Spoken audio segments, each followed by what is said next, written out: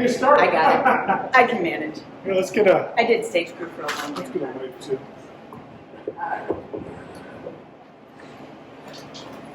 So how's that, folks? Can you hear me? Yes. Yay!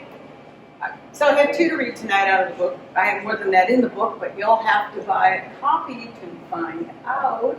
$5. $5, people. It's a good investment. There's a lot of really good stuff in here. So this first one, I wrote for my mom.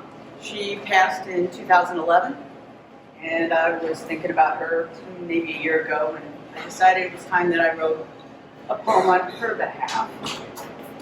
This is called Anne, 1935 to 2011. Only the dimmest memory remains in these aged, arthritic fingers of quicksilver needles trailing liquid streams of violet, vermilion, cobalt, verdigris through fields of night-hued cloth. Movements once sure as the rising sun, steady as spring rain on tin-clad roof, deft as flame nibbling at the heart of split oak, now reduced to feeble twitches. Each breath drawn more gently than the last, released with feathered whisper, then an agony of patience before the next inhalation. And still, her fingers grasp at the art which had fed her soul for decades.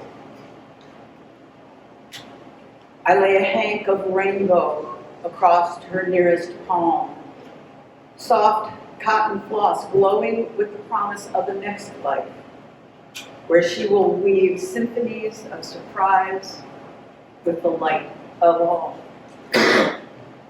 No longer limited to mortal's meager palette of amethyst, ruby, sapphire, emerald, and gold. One last twitch to grasp at the familiar. One last inhalation of all she has ever known. Released with a sigh, the silver hummingbird within bursts free, soaring beyond the beloved shell into the bliss of forever meeting.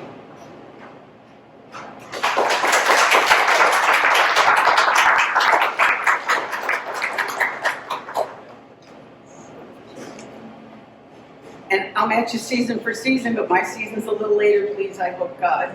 Please, later, much later, many months.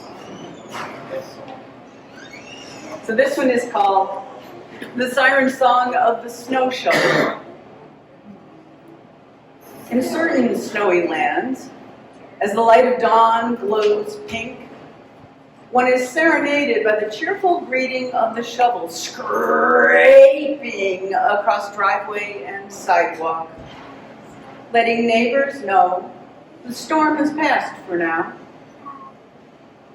Unscented silence, broken scratch goes the shovel a grunt, and fluffy water heads skyward, adding to the thigh-high drifts away from footpath and drive.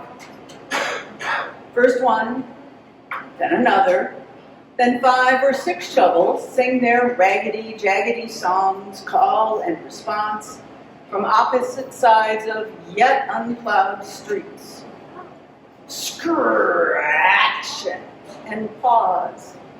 Speed and duration regulated by the strength and endurance of the shoveler and the density of the snow. In the distance, one upstart snowblower growls its presence, a basso continuo underlining the tenor chorus. Noses and earses and toeses pinken in the crisp, cold air.